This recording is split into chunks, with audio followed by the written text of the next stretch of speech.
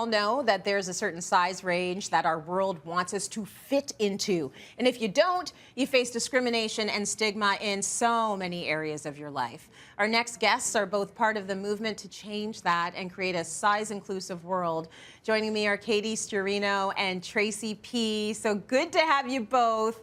Katie, I'm going to start with you. What is it like living in a world that tells you, you just don't fit? Not that fun. Quite often we're just reminded living our daily lives that we are not in the correct body size, and we're not really wanted. I think subtle cues from shopping to even the chairs that we sit in restaurants, I think can be really just it can be a disheartening experience because you're like, why am I the only one feeling like this? So isolating, in a word.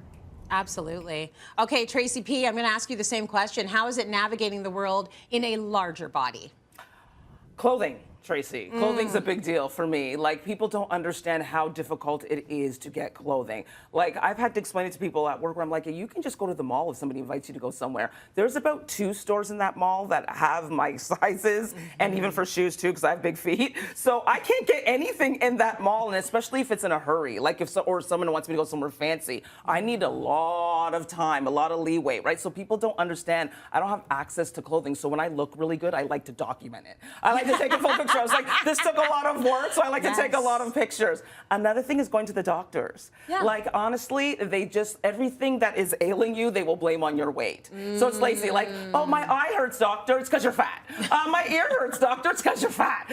You know, my tongue hurts, it's because you're fat. Like, they don't ever really, like, stop to look at what the issues are and listen to you. It's very lazy work, and that's another issue that I really have a problem with. And I know a lot of people have problems that they've actually missed things, very important things, because they're looking at the obvious, right? Oh, you have a weight problem, so it has to all lead to that. And that's really, really, really frustrating. Absolutely. We've actually had doctors on this show in the past that have said, well, the first thing we're going to ask everyone that comes into the room is, how much do you weigh? It's like, you know what? That's a little bit of a distraction from some real ailments that people may have. So, Katie, what are the small things that people just assume are not a problem, but they are a struggle for people with bigger bodies? And I'm asking you this so we can give sort of all of our viewers a window into the biases that exist out there every day that they might not see.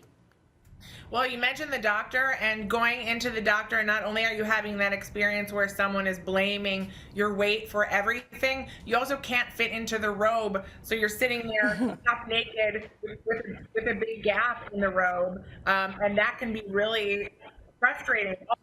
There are so many small ways that we are frustrated as bigger people in this world. One thing you said on your feed, Katie, you were talking about this idea of like sitting on a guy's lap. I see it. It seems like something that like smaller girls do all the time at the club. I don't know. Never done it. Never once. And another post you did where you were saying when you were younger, you were just waiting for the moment when you were at the club and someone called you fat.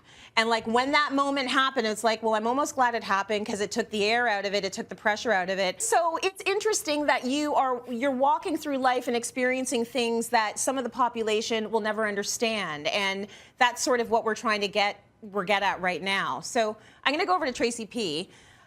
This is an interesting one. I'm wondering if you feel like people are becoming more body positive, but social media and society are pulling us back. What do you think? I think we are being a little bit more body positive. We're seeing a lot more of the movement, but we still celebrate weight loss. We still do. You know, when like a celebrity loses a lot of weight, we celebrate it, and that's fine. I'm not saying we shouldn't celebrate it if that person feels great, because you know what I always say too, that you don't know the doctor diagnosis that person got. You don't know why they lost the weight. So I'm not shaming someone for losing weight, but I'm saying we shouldn't shame somebody for not losing the weight either. What if that person is on their way to losing weight, or maybe if they just can't lose that weight? You know what I mean? Like maybe if they don't want to lose the weight, right? Like this whole, you can't celebrate your body until you get to that destination, till you get there. Some people can't get there, some people don't want to get there. Right. Right? So I'm looking at it like, no matter what size, we are not all meant to be the same size. So celebrate the size that you're in. And a lot of people think, well, you're celebrating unhealthiness. So is that person supposed to just hide? Are they not supposed to celebrate every size that you are? What if they are on their weight loss journey? Every step of the way, they're not supposed supposed to celebrate who they are until they get to that destination? Or like I said, what if they don't want to get to that destination? I like my body. It doesn't mean that I'm celebrating being unhealthy. It means I'm celebrating who I am. I'm allowed to exist. I'm allowed to be happy in this body, and I don't have to please you. That's right. And I'm shocked that people are so upset about it. Yeah. People get really do. upset about you liking your body when you have a big body. You know, Katie, I know that you have sort of pointed out men in particular feeling like they can just say whatever they want about your body, and then you look at their page and it's like proud mom of girls. Really? You're a dad of daughters, and this is what you're saying about women's bodies? So I want to ask you this, Katie. Do you feel like it's getting better on social media? And if not, what do we need to do to flip it? I think that it's interesting. One thing the media needs to do is stop covering weight loss, weight gain stories. I think that's one thing that we can do. Stop asking people how they did it. I think we need to normalize bodies changing, because it's the truth. Our bodies do change throughout our entire lives, and aging is a whole separate thing. I also think that one of the last groups of people that it's socially acceptable to make jokes about are fat people. It's totally fine for people to post a fat meme, and I think that that kind of behavior needs to stop. However, there is a lot more representation online right now for body sizes, and that is a good thing, because my 14-year-old self certainly did not have that. Absolutely. Now, we've discussed this many times before. There isn't enough representation for larger sized women. And you started Supersize the Look for exactly that reason. And you're always reminding people it's not about who wore it better. I'm trying to show you you can wear the crop tops and you can wear the outfits that Kate Middleton is wearing. Any improvement there, Katie? I think so. What I've seen with the younger generations, they want to wear Euphoria style, and they're wearing those crop tops and they're wearing those like more skin bearing styles, and they're being celebratory about it. I love that. I find that it's women definitely in their 30s and 40s and older who are still outwardly struggling with breaking the rules that they've kind of set for themselves. I don't wear sleeveless shirts. I don't wear dresses. I don't wear those things, because they're still hanging on to the things that they were taught as teens. Absolutely. T, this one's for you. What advice do you have for plus size girls out there?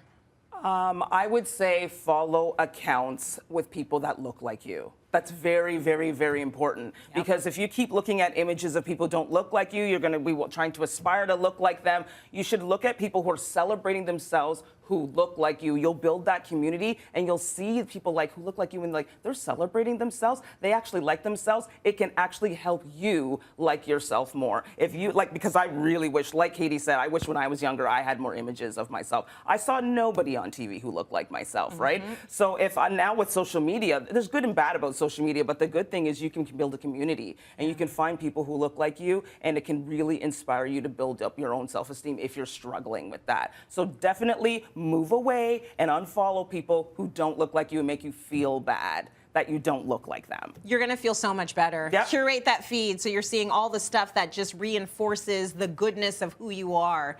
Katie, in your book, Body Talk, you write about how to embrace your body and start living a better life. So what do you want to say to girls and women of all ages struggling to fit into smaller clothes, struggling to fit into social media trends and norms? I want to say that it really is women of all sizes, and that is something I learned through this work. I thought it was just the big girls who are struggling, but I find that it's just women in general, and we need to remember not to police each other and to figure out who is telling us that we can't do something. Are we telling ourselves, are we reinforcing these stereotypes in our own brains? We need to find out who is really telling us what we can and can't wear, and then make decisions for ourselves. Yeah, you got to have some critical analysis, especially now more than ever, because it's just coming at us from every which way. And I think it's great because, as T says, there are the positives, and it's brutal because there's so much negative as well. Listen, I want to thank you both for this honest conversation, but also the work that you both do online is actually transformative. You are giving women permission to like themselves now, not 10 pounds later, not after they get the degree, not after they have the baby. Love themselves now. And this is something that women, we need it. So thank you so much to both of you. We appreciate it.